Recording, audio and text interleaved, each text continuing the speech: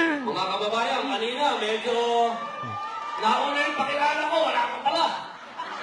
Kaya ngayon, rehearsal lang yun. Ito na yung totoo. Ipinakikilala ko po ang pinakamatapang na babae sa balat ng lupa na nagbibigay ng lakas ng loob sa lahat ng mga babae ngayon dito. Upang ang mga lalaki katulad namin susunod sa kanya. Ito na po, ang pinakamatatap, ang susunod na Pangulo ng Pilipinas, Inday Sara Duterte!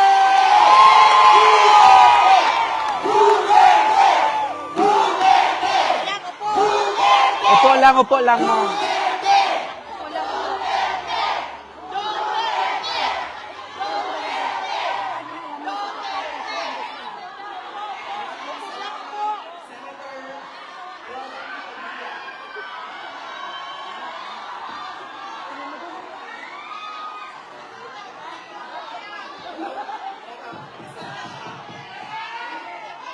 Hello!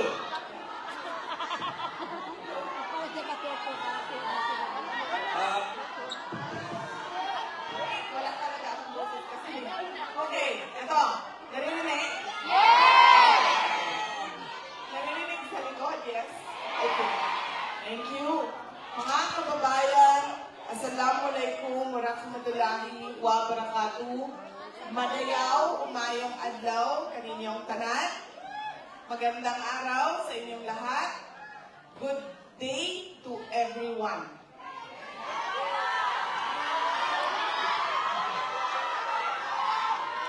Konnichiwa.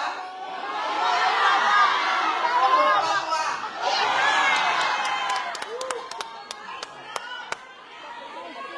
Arigatou gozaimasu. Thank you. Unahin ko po muna ang aking mga pagpapasalamat. Una po, ang pagpapasalamat ko sa inyong lahat sa oras at panahon na ibinigay ninyo para sa aming lahat ngayong araw na ito. Marami sa inyo nagbiyahe ng malayo, naglakad ng malayo, at nagantay ng matagal bago pinapasok sa ating venue para lang kami ay mapagbigyan at na makasama kayo ngayong gabi. Maraming salamat sa inyo. I love you, Bibi! Ang susunod na pagpapasalamat ay para po sa ating mga organizers. Ang ating organizers, ang Republic Defenders for Peace and Unity Japan. RDPU Japan.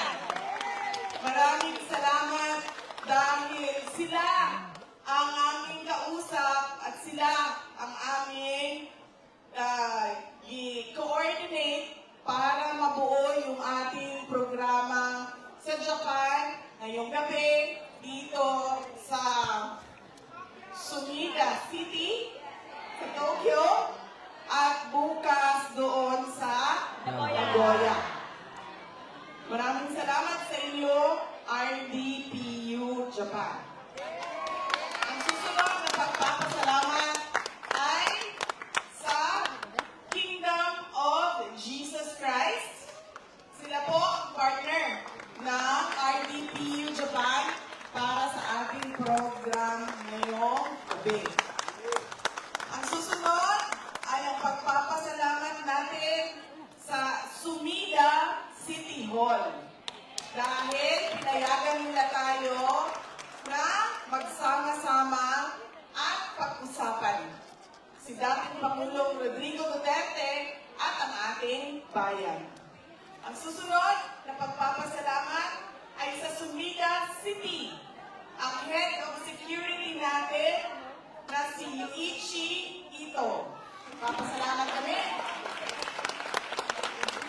Mr. Ito, para sa kanya tulong sa atin. Ang susunod ay ang media partner ng ating RTPU ay ang SMNI Network. Sunshine Media Network Incorporated. Maraming salamat sa inyo. Sila po ang ating official media partner ngayong gabi. At syempre, nagpapasalamat tayo sa ating local Tokyo Police. Meron po tayong mga kasama na mga, para din silang mga katiki, no?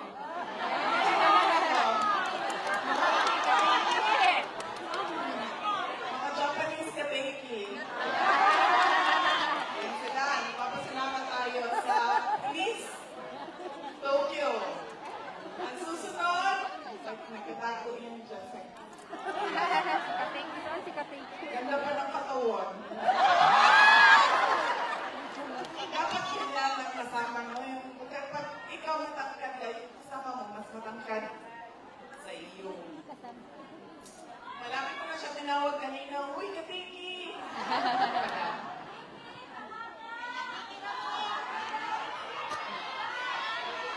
Ayun, uy, maulaw ka sa mga hato. Wala ka kasi nakasamaan na nila. Ay, ito lang. Kasi nakaila ako, ma'am. Kasi nakaila na. Ninyo ba na sila? Ay, maraming dalaga sila. Ay, ninyo. Ma'am, sila ko na.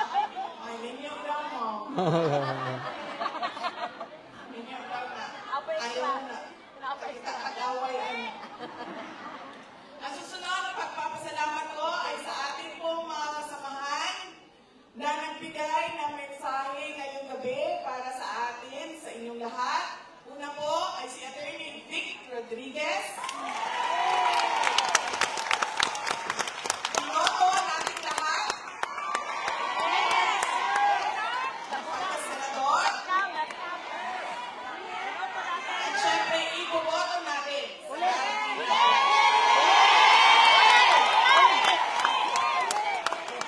Ang susunod ay si Dr. Richard Mata.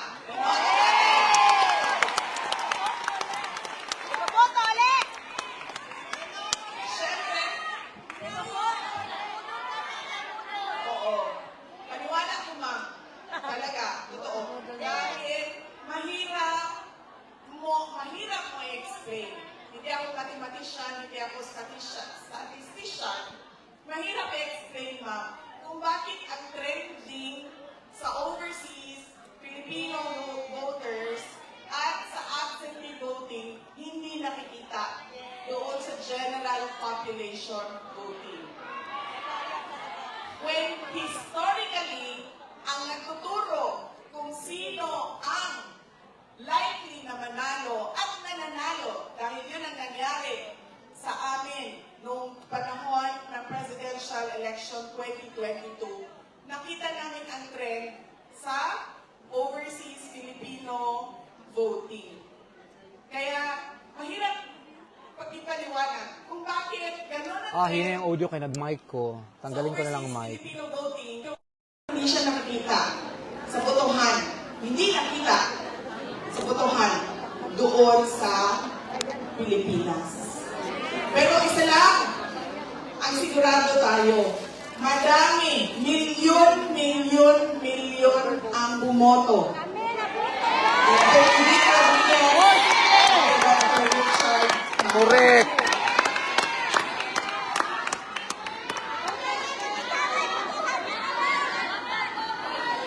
Boat Street ito, Boat Street. Ano naman Dapat ng hybrid. Merong machine tapos in-audit sa manual. Yes, true. Para walang budol. Para kahit sumunod na yung result ng manual, nauna na. Nauna na yung kalusuhan natin na makita na agad yung result. Dapat merong reforms sa batas natin. Reforms sa election laws natin. Ang susunod ay ang pagpapasalamat ko kay Senator Robin Padilla. Alam niyo po, si Senator Robin Padilla dapat ay nasa Hague ngayon. dahil nangako siya sa ating mga kababayan doon sa Europe na siya ay a-attend sa rally doon sa The Hague sa Netherlands.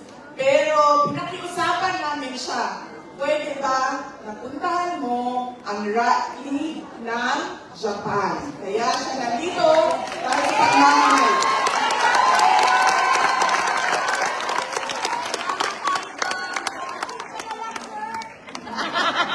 Pagpaalam tayo kay Ma'am Mariel, ma'am. Shit. Iuwi mo siya ng isang gabi, ma'am. Pero ibalik mo siya kay Ma'am Mariel. Okay lang ba yan?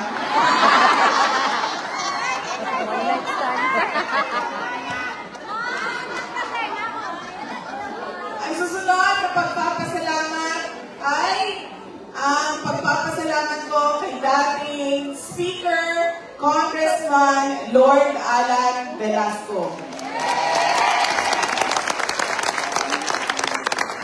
Kasama po namin siya sa mga kampanya noong 2019, noong 2022, at ngayon ay kinukumbinsi ko siya. Dati siyang congressman. Alam niya kung ano ang kalokohan sa loob ng House of Representatives. Kaya, kinukumbinsi ko siya, magsalita ka na. Kaya ngayon, pag nakita ninyo, nakausap ninyo,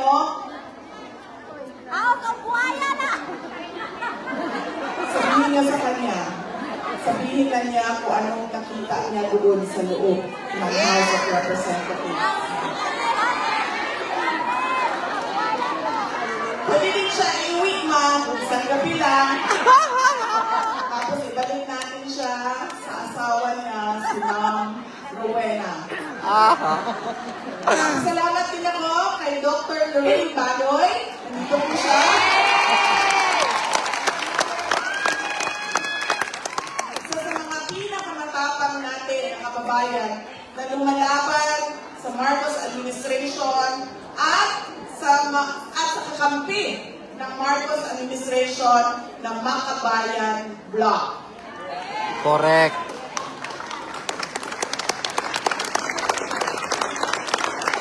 Nandito rin po sa ating stage si dating Congressman Jim Paras na kaparte po ng PDP na partido. Maraming salamat sa aking mga kasamahan dito sa stage dahil nakapagbigay sila ng mensahe para sa inyong lahat. Ang susunod na pagpapasalamat ay mula po sa akin. Nagpapasalamat po ako sa inyong lahat sa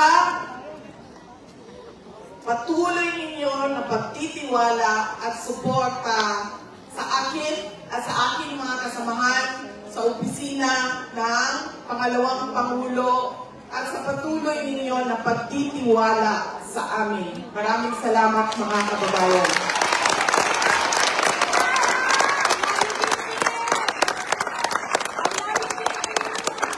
Mahal ko kayo.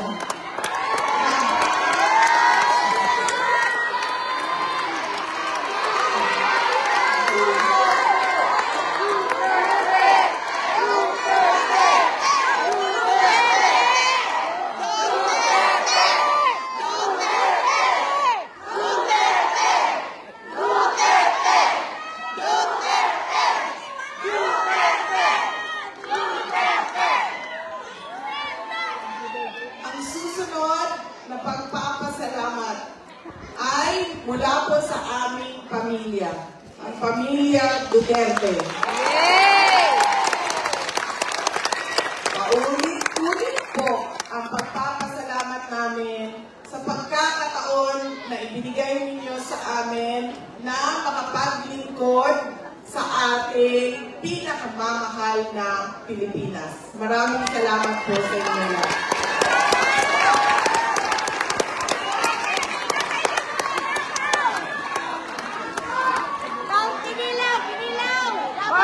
Ang susunod na pagpapasalamat ay babalik na naman tayo sa inyo.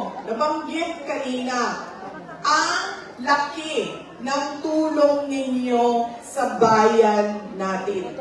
Yes. Kaya masakit sa akin kapag tinatanong kung ano ba ang ginagawa ninyo sa abroad. Ang ginagawa namin sa abroad ay nakikinig sa mga OFW, sa mga overseas Filipinos. At nagpapasalamat sa kanila. Dahil kung hindi dahil sa mga padala ninyo sa Pilipinas at sa inyong mga pamilya na naiwan doon sa Pilipinas, ay sigurado matagal na lumubog ang bayan natin. Kaya kailangan maintindihan yon ng Marcos administration na napakahalaga ng kontribusyon ng OFW sa ating bayan. Kaya kami din ay nagpapasalamat sa suporta ninyo sa inyo, mga pamilya at mga mahal sa buhay na nandoon sa Pilipinas. Pwede mo yan sabihin dito, ma'am, kasi hindi tayo humihin.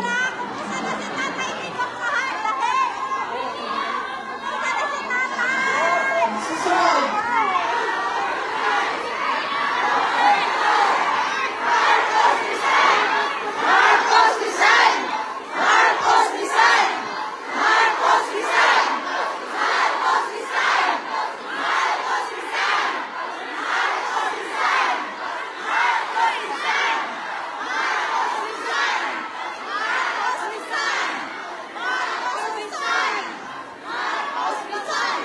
Mamaya po, pag-uusapan natin kung ano yung nangyayari sa ating bayan.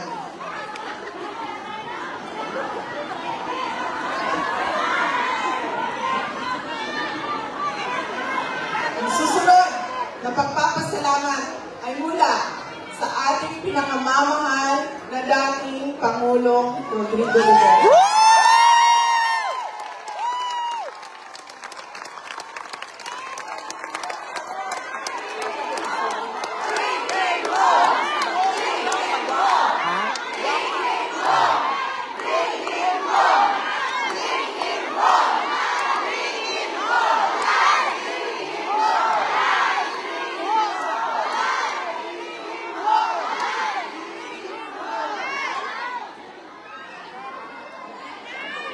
Alam niya po ang mga pagtitipon na ganito.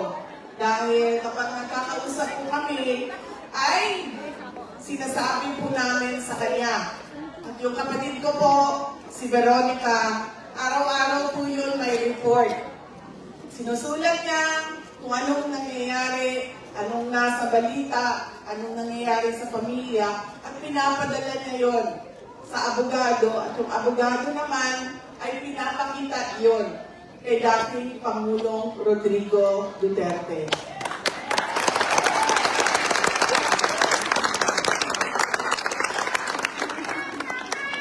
Kapag kami ay magkausap doon sa detention unit, sinasabi niya lagi, nagpapasalamat siya sa mga dasal ninyo.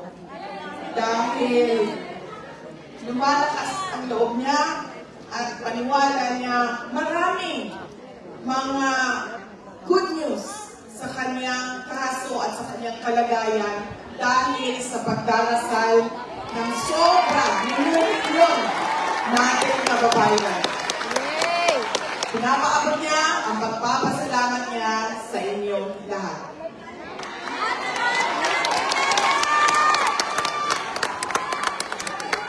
Kapag kahit saan po ako pumupunta, noon ang unang tinatanong sa akin, kamusta na ba si dating Pangulong Duterte? Ang sunod na tinatanong sa akin, kailan ba umuwi ng Pilipinas si Pangulong Duterte? Kahapon po, tumawag siya sa akin.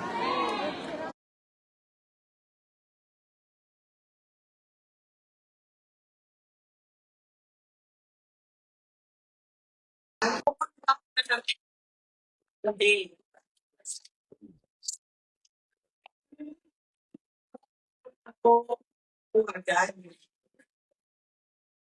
Sabi niya,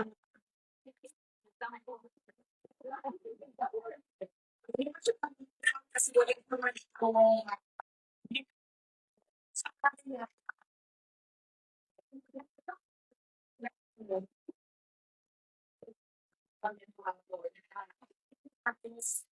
Ayaw ko, nangyayari sa akin sa Philippines, corruption. Nangyayari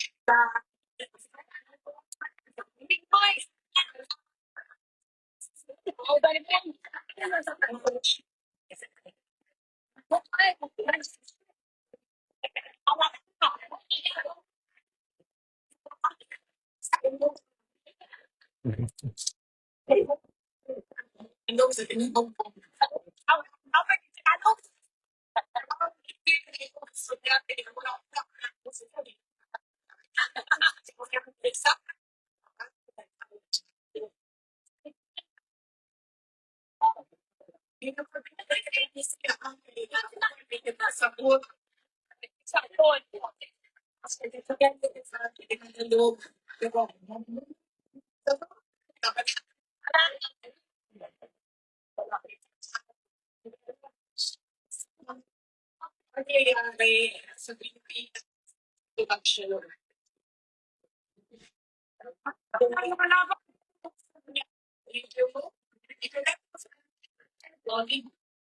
Ito ba daw sasabihin ko kanya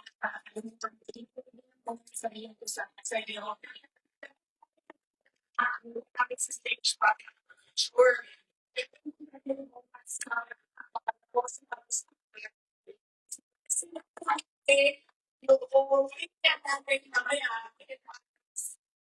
What is to why pictures ulit.